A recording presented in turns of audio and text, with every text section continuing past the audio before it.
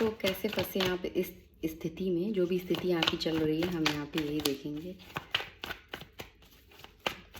किस तरह से फंसे हो आप इस स्थिति में और किस तरह से बाहर निकल सकते हो। जो भी सिचुएशन हो या करंटली आपका जो भी प्रॉब्लम हो, आप किसी भी चीज़ से रिलेट इसको देख सकते हो।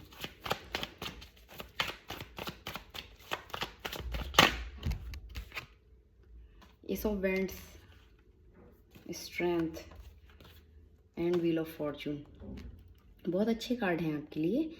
पर कहीं ना कहीं बहुत ज़्यादा स्ट्रेंथ लग रही है। आपको कुछ ऐसा ऑफ़र मिला है, ऐसा कुछ आपको ऑफ़र किया गया है, या आपको किसी को ऐसा ऑफ़र करने की ज़रूरत है जिसमें एक साइकिल कंप्लीट होगा। आप चीज़ें बदल सकते हैं, आप भाग्य को आप अपने साइड में कर सकते हैं, पर उसके लिए बहुत ज़्यादा स्ट्रेंथ की ज़रूरत है जो आप कहीं ना कहीं गैदर नहीं कर पा रहे हैं। आप किसी रिलेशनशिप को छोड़ के भागे हैं, पीठ दिखा के भागे हैं।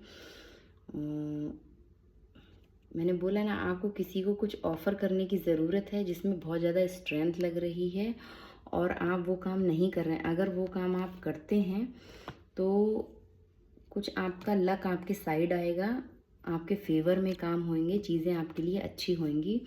और आप किसी चीज़ को छोड़ के भागे हैं, किसी काम को या किसी रिलेशन को, किसी व्यक्ति को आप पीठ दिखा के निकले हैं। तो इस तरह के झमेले आपके चल रहे हैं अभी। कुछ और देखते हैं। जिस भी स्थिति में आप अभी इस समय फंसे हैं तो आपको क्या करना चाहिए वो मैंने आपको भी बताया। एंड टेम्परेंस, बैलेंस लाने की ज़रूरत है यहाँ पे।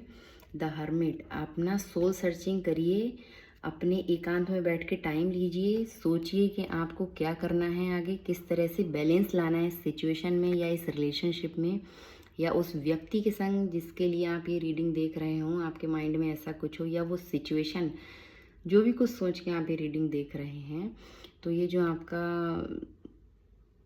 प्रॉब्लम है तभी सॉल्व होगा जब आप चीज़ों को टेम्परेंस बैलेंस करेंगे। अपनी सोल सर्चिंग कीजिए, सोचिए कि क्या करना है, आराम से टाइम लीजिए, एकांत में बैठिए और स्ट्रेस, जिस तरह से आपको बहुत ज़्यादा दुख है या स्ट्रेस है, उसको दूर करिए। 9 ऑफ स्वॉर्ड्स का कार्ड है। हो सकता है आप नींद अच्छे से नहीं ले पा रहे हो, आपकी हेल्थ ख़राब हो रही हो। हर्मिट के बाद 9 ऑफ स्वॉर्ड्स का कार्ड यहाँ पे यही बता रहा है। आप नींद अच्छे से नहीं ले पा रहे हैं, हेल्थ पे आपके असर हो रहा है और स्ट्रेस हो रहा है। आप पुरानी यादों में जा रहे हैं, पुरानी चीज़ों के बारे में बार बार सोच रहे हैं या फ्यूचर की टेंशन ले रहे हैं। आप प्रेजेंट टाइम में नहीं हैं इस समय।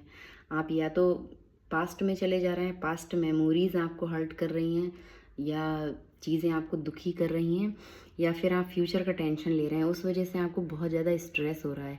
पर अभी आपको करना क्या है, हर्मिट मोड में जाइए, मेडिटेशन वगैरह कीजिए, अपने इंट्यूशन पे फोकस कीजिए। अंदर से जो आवाज़ आ रही है वो करने की ज़रूरत है। अभी दिमाग को शांत कर लीजिए, ज़्यादा दिमाग लगाने की यहाँ पे ज़रूरत नहीं है। और द चैरियट कार्ड है। आगे बढ़िए, आगे बढ़ना है आपको, तभी चीज़ें सॉल्व होंगी। एक जगह आपने अपनी एनर्जी को स्टक कर रखा है तो उससे कोई प्रॉब्लम सॉल्व होने वाला नहीं है। टेम्परेंस तभी आएगा, इस स्थिति में बैलेंस तभी आएगा जब आप आगे बढ़ के काम करेंगे। अभी मैंने इन कार्ड में भी आपको बताया था, ये कार्ड जो आपके आए थे, व्हील ऑफ फॉर्चून। तो आप जिस चीज़ को पीठ दिखा के भागे हैं, ये ग्राउंड छोड़ के जो आप भागे हैं, ये इतना स्ट्रेंथ आपको गैदर कीजिए, हिम्मत लाइए अपने अंदर, ये काम होगा। किसी को कुछ ऑफ़र करना है, काम से रिलेट है या फिर कुछ भी ऐसी चीज़ है या बातें हो सकती हैं, किसी से कुछ बोलना है, कुछ कहना है या किसी को कुछ देना है, तो उसमें थोड़ा सा आपको पैशनेट होने की ज़रूरत है, जुनून लाइए। तो ये आपका व्हील ऑफ फॉर्चून, ये एक साइकिल कंप्लीट होगा। चीज़ें जो स्टकनेस आ रही है ना इस स्थिति में, वो ख़त्म होगी, चीज़ें आगे बढ़ेंगी।